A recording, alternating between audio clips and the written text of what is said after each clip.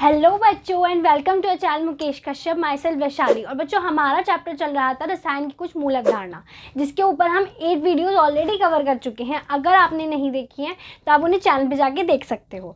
तो बच्चों इससे पहले जो हमने वीडियो कवर की थी उसमें मैंने कुछ क्वेश्चन के बारे में पूछा था, जिसका आंसर सिर्फ निधि ने दिया है और तीनों ही आंसर उन्होंने बिल्कुल ठीक दिए हैं। 0.5, 0.01 जो कि 10 की पावर -2 हो सकता है या फिर 96 ग्राम। तो बच्चों जिन्होंने और आंसर नहीं दिए मैं उनको बता देती हूँ कि बहुत इंपॉर्टेंट है कि आप आंसर्स दो, क्योंकि जब तक आप खुद प्रैक्टिस नहीं करोगे आप देख के सोचोगे कि ये तो हम ऐसे ही कर लेंगे, तो ऐसा नहीं होता है। जब तक आप ट्राई नहीं करते हो, जब ट्राई करने बैठते हो तो पता चलता है कि जैसा इतना आसान वो लगता है उतना है नहीं। कैलकुलेशन में प्रॉब्लम आती है, कुछ समझ में नहीं आता है। ठीक है, तो आप आंसर देने की कोशिश करो, करके देखो अपने आप। तभी बच्चों आप जब आप मेहनत करोगे तभी आप अपना रिजल्ट अच्छा ला पाओगे। ये तैयारी सिर्फ अभी के लिए नहीं है, आपके 12th के लिए है, क्योंकि जब आप अभी इतने छोटे सम्स को नहीं करोगे, सॉल्व नहीं करोगे, तो जब आप 12th में आओगे तो जब वहाँ पे बड़ी प्रॉब्लम्स आएंगी तो उन्हें आप कैसे सीखोगे जब आप इन्हें ही नहीं करोगे तो। ठीक है, तो कॉन्ग्रेचुलेशंस निधि, ये मुजफ्फरपुर बिहार से हैं और हमेशा हर वीडियो में आंसर देती हैं। पिछले में भी इन्होंने दिया था लेकिन थोड़ा सा ही लेट हो गई थी, इन्होंने कमेंट करके बात हमें बताई थी। ठीक है बच्चों, तो आज का जो हमारा टॉपिक है वो है हमारा टॉपिक प्रतिशत संगठन। प्रतिशत संगठन, ठीक है, जिसके बारे में हमें पढ़ना है, यानी परसेंटेज कंपोजिशन। लेकिन इसको पढ़ने से पहले एक छोटा सा टॉपिक और है जो कि हम लास्ट वीडियो में कवर होने से रह गया था। ठीक है, उसका नाम क्या है? मोलर द्रव्यमान। क्या है वो? मोलर द्रव्यमान। तो आखिर मोलर द्रव्यमान के बारे में हमें पहले पता होना चाहिए, मोलर द्रव्यमान होता क्या है। तो बच्चों मोलर द्रव्यमान क्या होता है? जब हम मोलों को, जो हमारा मोल है उसको क्या कर देते हैं, ग्राम में रिप्रेजेंट कर दें। जब मोल द्रव्यमान को किस में प्रेजेंट कर दे? ग्राम में रिप्रेजेंट कर दे, तो उसे हम क्या बोलते हैं? मोलर द्रव्यमान बोलते हैं। और जो परमाणु द्रव्यमान होता है और सूत्र द्रव्यमान होता है और आणविक द्रव्यमान होता है, वो तीनों और ये बिल्कुल सिमिलर होते हैं। बस क्या है, जब आप मोल्स को इसमें रिप्रेजेंट कर रहे हो, जब मोल क्या है ग्राम लगा देते हो तो नाम मोलर द्रव्यमान है। ये सारे ही मोलर द्रव्यमान हमारा क्या होता है कि जिसमें जब हम मोल्स को किस में रिप्रेजेंट कर देते हैं, ग्राम्स में दे देते हैं उसकी वैल्यू, तो उसे मोलर द्रव्यमान बोलते हैं। ठीक है, जैसे कि अगर आप H2O का निकाल रहे हो तो H2O का मोलर द्रव्यमान निकालने का तरीका बिल्कुल वही होगा जो आपने आणविक द्रव्यमान निकाला था। बस नाम क्या हो जाएगा कि ये मोलर द्रव्यमान है। तो वहाँ पे आपको पता कैसे चले कि आपको क्या निकालना है? तो जब आपको क्वेश्चन दिया जाएगा तो उसमें कहा जाएगा कि आपको मोलर द्रव्यमान निकालना है या आणविक द्रव्यमान निकालना है। अगर एनसीईआरटी की बात करें तो एनसीईआरटी में आणविक द्रव्यमान निकालने का कॉन्सेप्ट नहीं है, उसमें नहीं पूछते कि आणविक द्रव्यमान निकालो। एक क्वेश्चन है जो मैं आपको आज एनसीईआरटी की बुक से ही देने वाली हूँ, उसके अंदर क्या है, मोलर द्रव्यमान के बारे में पूछा है और उसमें H2O वाला क्वेश्चन भी है। ठीक है, तो आप देख सकते हो। अगर जिन्होंने वो आणविक द्रव्यमान वाली वीडियो नहीं देखी तो मैं एक बार और निकाल के दिखा देती हूँ। हम लिखेंगे H2O का मोलर द्रव्यमान, H2O का मोलर द्रव्यमान। ठीक है, बराबर क्या होगा H2O का मोलर द्रव्यमान? जो ये नीचे होती है सफिक्स में, यानी जो नीचे लिखा होता है वो ऊपर आ जाता है 2 इंटू साथ में क्या है, हाइड्रोजन। ये गुणा में हाइड्रोजन के साथ ही आएगा, ऑक्सीजन के साथ आप नहीं लोगे। वो कब लोगे? जब यहाँ पे होता, कुछ बाहर होता, इसके आयतन में होता तो। ठीक है, H का क्या होगा? परमाणु द्रव्यमान। ठीक है, परमाणु द्रव्यमान, द्रव्यमान को मैं इस तरीके से लिख रही हूँ, प्लस साथ में क्या होगा 1 इंटू O। 1 क्यों लिखा है मैंने? क्योंकि यहाँ पे कुछ नहीं था, आप 1 ले लेते हो। अगर आपको 1 नहीं लिखना है तो आप मत लिखो, कोई असर नहीं पड़ेगा उससे, क्योंकि मल्टीप्लाई होकर वो वहीं आना है। ठीक है, का परमाणु द्रव्यमान। तो हाइड्रोजन का कितना होता है? 2 इंटू 1, हाइड्रोजन का एक होता है, प्लस ऑक्सीजन का कितना होता है? 1 इंटू 16, तो ये कितना हो जाएगा? 18। तो यानी कि जल का मोलर द्रव्यमान कितना होगा?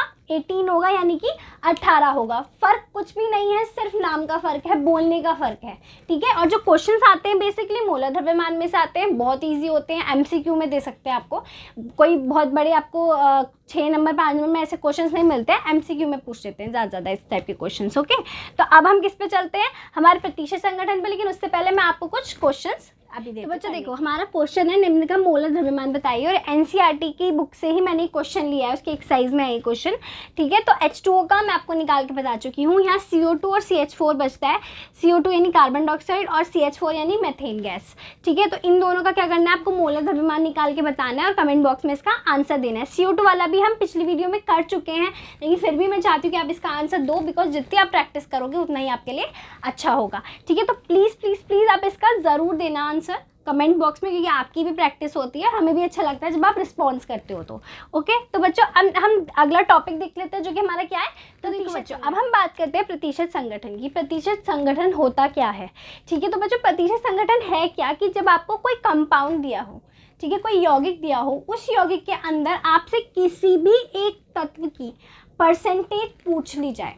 क्या किया जाए, एक यौगिक दिया उसमें से किसी भी एक तत्व की क्या पूछ ली जाए, परसेंटेज पूछ ली जाए, प्रतिशतता पूछ ली जाए, तो उसे हम क्या बोलेंगे, क्या निकालेंगे, उसको हम बोलेंगे प्रतिशत संगठन। यानी उसका हम क्या निकालेंगे, प्रतिशत संगठन निकालेंगे, या प्रतिशत द्रव्यमान करके भी आपको वो दिया हो सकता है कि प्रतिशत द्रव्यमान। इसकी डेफिनेशन आपको नोट्स में मैं दे दूंगी, लेकिन मैं एक बात बता दूं बच्चों, ये जो होते हैं लाइक मोलर द्रव्यमान निकालना है, प्रतिशत संगठन निकालना है, मोलों की संख्या निकालनी है, इन सब की डेफिनेशंस नहीं पूछी जाती, बिकॉज ये सब क्या होते हैं, ये न्यूमेरिकल बेस होते हैं, इनमें से न्यूमेरिकल्स बनते हैं, डेफिनेशंस नहीं बनती। ओके, तो मैं आपको एग्जाम्पल देती हूँ जिसके थ्रू आप आसानी से समझ सकते हो कि ये। तो देखो बच्चों क्वेश्चन है CH4 में कार्बन की प्रतिशत मात्रा बताइए, ठीक है। यानी हमें ये कंपाउंड दिया है, यौगिक दिया है CH4, इसमें क्या पूछा है हमसे, कार्बन की प्रतिशत मात्रा पूछिए कि कितनी होती है। तो बच्चों निकालेंगे किस तरीके से, पहले हमें CH4 का अणुभार ज्ञात करना होगा। क्या ज्ञात करना होगा, CH4 का अणुभार। अणुभार मतलब आणविक द्रव्यमान से ही है, ठीक है। इस बात को लिए कंफ्यूज मत होना, यहाँ पे आणविक द्रव्यमान लिख दो, अणुभार लिख दो, क्योंकि हम क्या बोलते हैं, परमाणु भार या द्रव्यमान संख्या दोनों एक ही होती हैं। तो वही चीज़ है कि आप अणुभार लिख दो या फिर आणविक द्रव्यमान लिख दो, दोनों में कोई भी अंतर नहीं। आप सूत्रभार भी लिख सकते हो, जैसे सूत्र द्रव्यमान लिखते हो, और जैसे परमाणु द्रव्यमान लिखते हो तो उसे आप परमाणु भार भी लिख सकते हो। तो CH4 का अणुभार कितना होगा हम देख लेते हैं। क्या होगा, C का परमाणु द्रव्यमान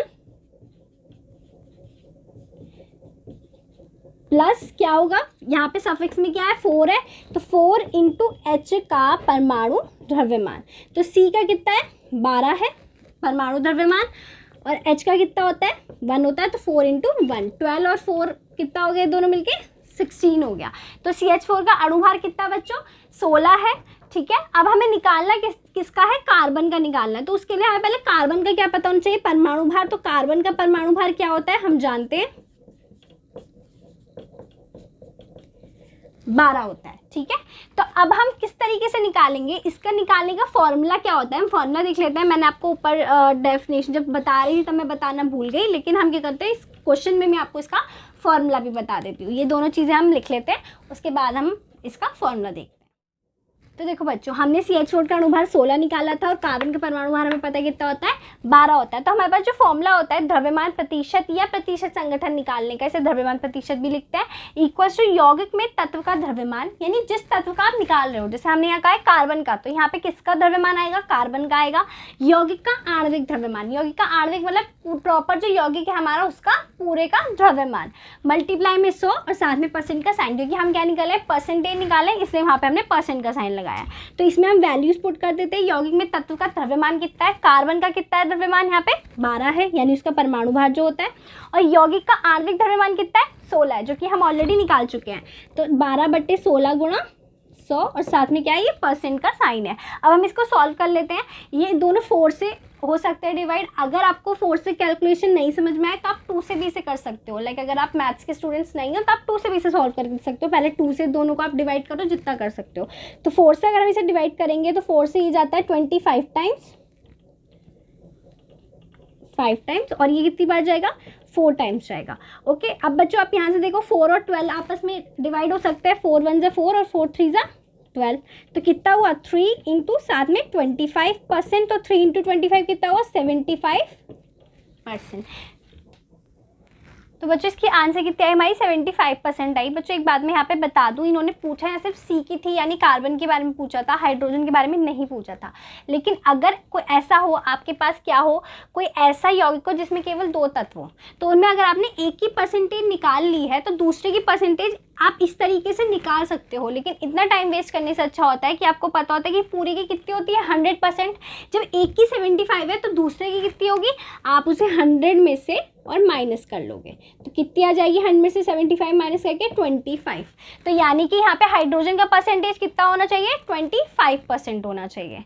ओके, तो यहाँ पे पूछा नहीं था, बट अगर आपसे पूछा हो तो आप इस तरीके से निकाल सकते हो। अगर आपको 3 तत्वों वाला यौगिक दिया हो तो आप पहले 2 की निकाल रहे हो, जो तीसरा है उसको आप 100 में से माइनस कर लो उन दोनों का एडिशन को। आगे आएगा क्वेश्चन तो उसमें से मैं आपको बता दूंगी इस तरीके का। तो अब से आपको समझ में आया हो, नहीं समझ में आया हो तो वीडियो रिवाइंड करो, दोबारा देखो, समझ में आ जाएगा। हम एक दो क्वेश्चन इसके टाइप के और देखते हैं और फिर आपको मैं होमवर्क के लिए दूंगी। तो बच्चों देखो, अभी हमारे पास क्वेश्चन है Na2SO4 में विभिन्न तत्वों का प्रतिशत संगठन निकालना है। क्वेश्चन एनसीईआरटी से लिया है क्योंकि इसके एक्सरसाइज में था, इसलिए मैं करा रही हूँ। तो यहाँ पे क्या है, विभिन्न तत्वों का प्रतिशत संगठन दिया नहीं है कि Na का निकालना है, S का या O का। तो बच्चों उसके लिए हम क्या करेंगे, जब हमें इस तरीके से निकालना होता है, विभिन्न तत्व दिए होते हैं, तो हम यहाँ पे सबका परसेंट निकालते हैं, यानी हमें सबका निकालना है जितने भी हमारे पास प्रेजेंट है। तो सबका परसेंटेज निकालने के लिए सबसे पहले इसे हमें इस यौगिक का क्या पता होना चाहिए, अणुभार पता होना चाहिए। तो हम इसका अणुभार निकाल लेते हैं। Na2SO4 का अणुभार, अणुभार आप कह लो या फिर आणविक द्रव्यमान, एक ही बात है। मैं लिख नहीं रही कि Na का परमाणु भार इस तरीके से, मैं इसे डायरेक्ट कर रही हूँ। 2 इंटू Na का कितना होता है हमारे पास, परमाणु भार 23 होता है, प्लस साथ में क्या है, सल्फर है। सल्फर तो सिंगल है, उसके साथ कुछ है नहीं तो हम सल्फर का ऐसे ही लगा देते हैं। कितना होता है 32, प्लस ऑक्सीजन का कितना है 4 इंटू ऑक्सीजन का कितना होगा, कि 4 यहाँ लिखा है मैंने, 4 ऑक्सीजन के सफिक्स में है यानी नीचे है, तो 4 इंटू 16।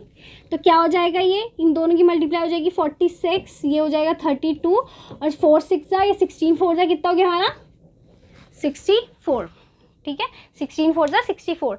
तो ये तीनों आ गए हमारे पास। अब इनको हम क्या कर लेते हैं, ऐड कर लेते हैं। ऐड आप करोगे 6 और 2 कितना हो गया यहाँ पे 8, 8 और 4 कितना हो गया 12, तो यानी 2 1 कैरी, 4 और 1 5, 5 और 3 8, 8 और 6 14, कितना हो गया 142। तो Na2SO4 का अणुभार कितना हुआ 142। अब हमें परसेंटेज निकालनी है। पहले किसकी निकालेंगे, Na की। तो Na की यानी सोडियम, Na का प्रतिशत द्रव्यमान, ठीक है, प्रतिशत द्रव्यमान। तो डायरेक्ट लगा रही हूँ मैं, फॉर्मूला नहीं लिख रही हूँ। पहले फॉर्मूला आपको पता है क्या होता है। पहले क्या करना होता है, ऊपर जिस तत्व का आप निकाल रहे हो उसका द्रव्यमान रखोगे, बटे पूरे यौगिक का जो अणुभार है यानी ये रखोगे 100 से मल्टीप्लाई और साथ में परसेंट का साइन। तो Na का द्रव्यमान बच्चों कितना है, यहाँ पे Na का द्रव्यमान 23 होता है, लेकिन यहाँ पे कितना है, Na कितने हैं 2 है, तो यानी इसका द्रव्यमान कितना होगा 2 इंटू 23, क्योंकि Na कितने हैं 2 है। अगर Na 3 होते तो आप 3 लेते। अपॉन में कितना रखोगे 142, और साथ में क्या है 100% मल्टीप्लाई में है। ओके, तो देखो बच्चों इसे हम इस तरीके से सॉल्व करते हैं। यहाँ पहले 2 है ना, मैं इस 2 से ये कट कर रही हूँ। 2 7 ज़ा 14 और 2 1 ज़ा 2 यानी 71। ओके, अब देखो बच्चों हम इसको देखते हैं। 23 इंटू 100% अपॉन 71। तो ये 23 और 71 तो आई थिंक सो ये आपस में शायद नहीं कट रहे हैं। ठीक है, यहाँ पे कुछ डिवाइड ऐसा कट नहीं रहा है वैल्यू, तो हमें यहाँ क्या करना पड़ेगा, यहाँ पे हम क्या करेंगे, इनकी डिवाइड करेंगे, और जो भी डिवाइड आएगी उसको क्या कर देंगे 100 से मल्टीप्लाई कर देंगे। तो ये जो सॉल्यूशन है इसका सॉल्यूशन आप मुझे करके कमेंट बॉक्स में दोगे। ओके, पहले क्या करोगे, इन दोनों को डिवाइड और जो भी आएगा उसकी 100 से मल्टीप्लाई आप करके इसका आंसर दोगे। ओके, तो हम अपना अगला देखते हैं कि सल्फर की परसेंटेज क्या होगी। ठीक है, तो मैं ये रफ कर रही हूँ और हम सल्फर की परसेंटेज निकालते हैं। तो बच्चों देखो अब हम निकालते हैं एस का परसेंट यानी प्रतिशत द्रव्यमान। तो S का हमारे पास क्या होगा, ऊपर पहले S का द्रव्यमान रखेंगे। S क्या है, एक ही है। ठीक है, सिंगल है मेरे पास, कोई इस पर सफिक्स नहीं है इसकी, तो ये क्या होगा ओनली सिंगल रखेंगे 32, और अपॉन में कितना है 142, और साथ में क्या है 100% है। ठीक है, अब हम इसको डिवाइड करके देखते हैं कि डिवाइड करने के बाद ये कितना होगा। तो पहले हम इन दोनों को ही डिवाइड कर लेते हैं। तो ये हो जाएगा, ये क्या होगा हमारा 2 1 ज़ा 2, एक कैरी किया 2 6 ज़ा, या फिर आप सीधे सीधे कर सकते हो 16 2 ज़ा 32 होते हैं। और यहाँ पे क्या होगा, ये 7 टाइम जाएगा और ये 1 टाइम जाएगा, 16 अपॉन 71, और साथ में क्या है 100% है। और ये भी आप सॉल्व करके मुझे कमेंट बॉक्स में इसका आंसर दोगे। और अब हमारी सिर्फ किसकी रह गई है, O की निकालनी रह गई, तो हम वो भी जल्दी से देख लेते हैं। तो बच्चों अब हम निकालते हैं O का प्रतिशत द्रव्यमान। तो O क्या है हमारा 4 है, तो यहाँ पे पहले 4 लिखेंगे, और O की कितना होता है मेरे पास 16 होता है, तो यहाँ 16, नीचे क्या आएगा 142, और साथ में क्या है हमारा 100%। तो आप यहाँ पे देखो, आप यहाँ पे डिवाइड करोगे, ये क्या आएगा फिर से वही 2 टाइम्स आएगा, ये 71 आएगा, 16 2 ज़ा 32, 32 अपॉन 71 इंटू 100%। तो क्या करोगे, इन दोनों की डिवाइड जो आएगा उसको 100 से मल्टीप्लाई करके साथ में आप परसेंटेज दे दोगे। या फिर बच्चों देखो एक काम यहाँ और हो सकता है, आपने निकाल ली Na की और S की। तो अगर आपके पास Na की है और साथ में एस की है।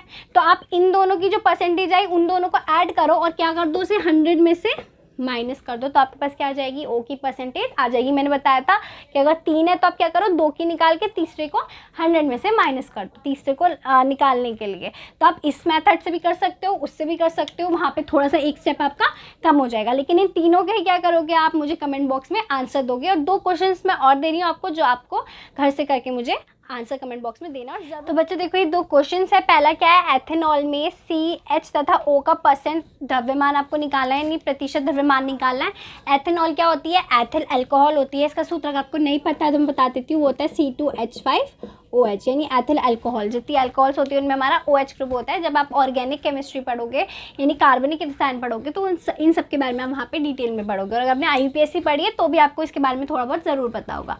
और दूसरा क्या है हमारा, H2O2 में H व O का परसेंट द्रव्यमान।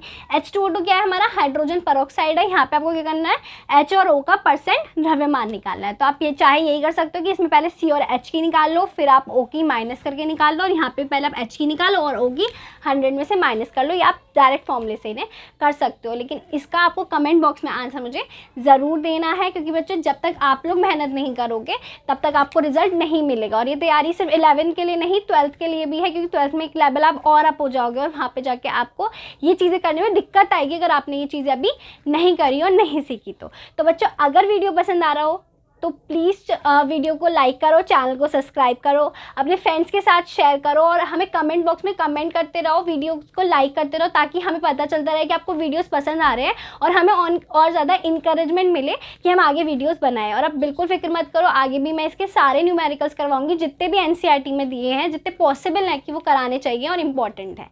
ओके, तो thank you for watching and have a nice day.